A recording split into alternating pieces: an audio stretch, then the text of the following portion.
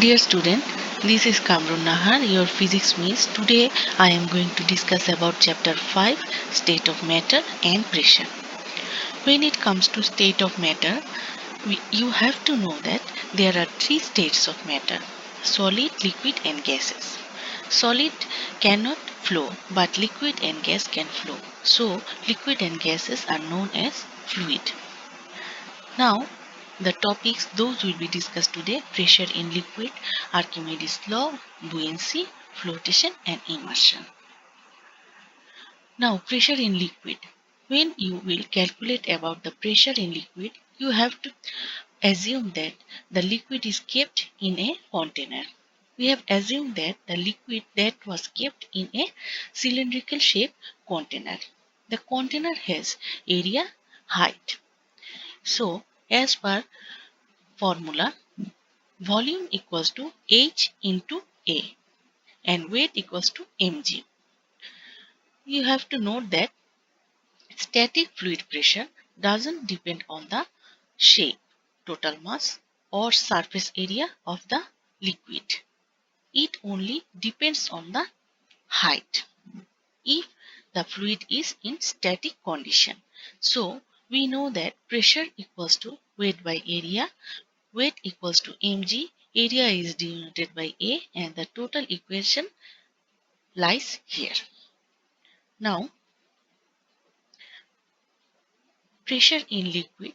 Let us suppose that you want to determine the pressure of the liquid at the depth H. Imagine an area A and there the weight of the column of the liquid above the area exerted will a force on A. So the volume of the liquid over a surface area A, V equals to A into H. And if the density of the liquid is rho, then the weight of this liquid or force is F equal to mg. So we get the volume of the liquid V equals to AH and we get the force F equals to mg. Now F equals to mg. M can be replaced by AH rho in case of liquid. Therefore, we know that pressure equals to F divided by A and F can be written as AH rho G divided by A and we get the pressure of the liquid. This is the height, this is the area and here the pressure is given by the liquid. So, if the density of the liquid is fixed, pressure rises with the increase of depth. So, if the density of the liquid, in case of same liquid, the pressure of the liquid depends on the height of the liquid, that is denoted by H. If G is we know that G is a constant value and rho is always constant for a same liquid. So we can say that pressure depends on the height or depth of the liquid. Now, Archimedes' law. The principle states that a body immersed in a liquid loses weight by an amount equal to the weight of the liquid displaced. Archimedes' principle also states that when a body is immersed in a liquid, an upward thrust equal to the weight of the liquid displaced act on it. You have to know that this upward thrust has another name that is known as buoyancy. Now, when an object is immersed in a liquid, it loses its weight, which is equal to the amount of the liquid displaced. Now, here is a figure. If a body is immersed in a liquid, it is forced by buoyant force in the upward direction and the gravitational force, that is also known as weight of the body, is directed on the downward direction. Now, If you look at the figure, the weight of the gravity is opposed by the thrust provided by the fluid. Look at the figure again. Weight is directed downward and the buoyant force is directed upward. Two forces opposed each other. The object inside the liquid only feels the total force acting on it as the weight. Because the actual gravitational force is decreased by the liquid upthrust, the object feels as though its weight is reduced. When an object is immersed in a liquid, it loses some weight, so it feels that its weight is lighter. It feels apparent weight. So we get the apparent weight is thus given by equals to weight of the object in air minus upward thrust force, that is known as buoyancy.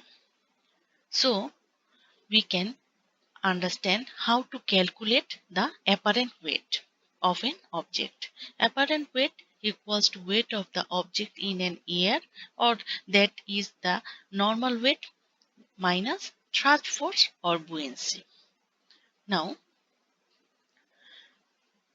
Archimedes' law states that the buoyant force or buoyancy on an object is equal to the weight of the fluid displaced by the object. When an object is immersed in a liquid, the object loses some weight, and this loses weight is equal to the buoyant force or buoyancy. Mathematically written as buoyant force. If you want to calculate, then you need the formula buoyant force equals to rho into g into v. V equals to volume. This is the buoyant force. Rho is the density of the fluid, v is the submerged volume, and g is the acceleration due to gravity. Now, what is buoyancy?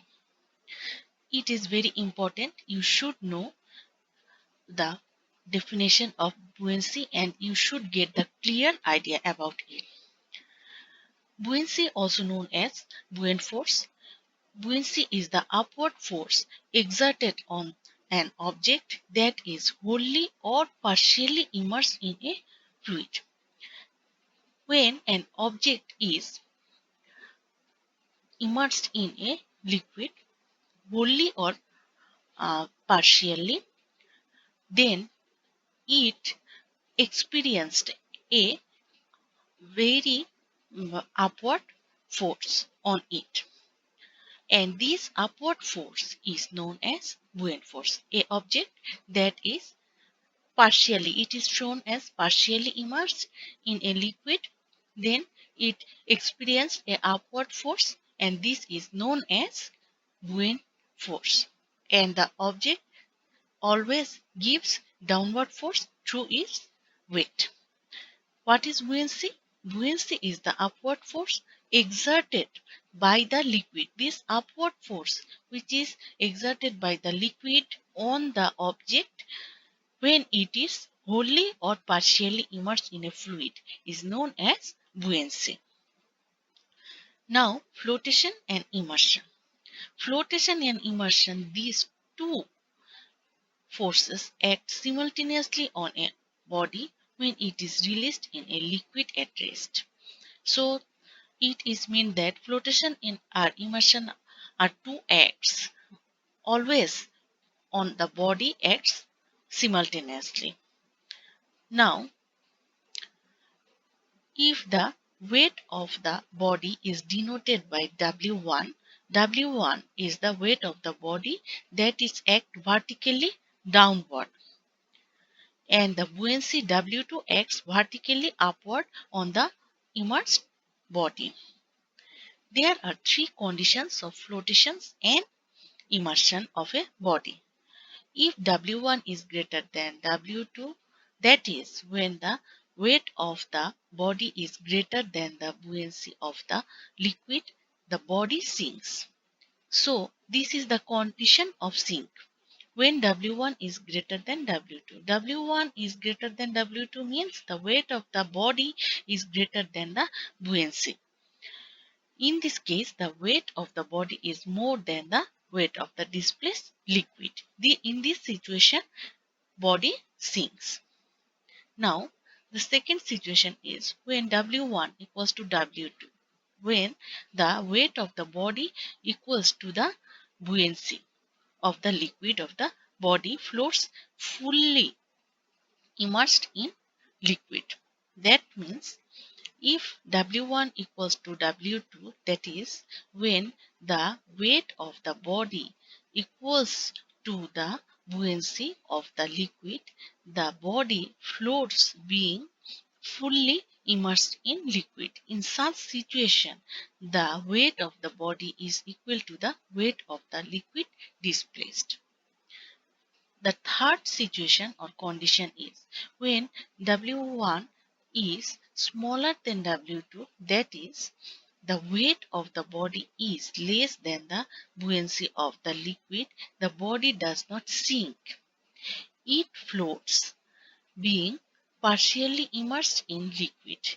This is the case when the weight of the body is less, then it floats partially immersed in liquid. In such a position, the weight of the body is less than the displaced water. So there are three conditions. When W1 is greater than W2, then the body sinks. When W1 is equals to W2, then the body being fully immersed in liquid.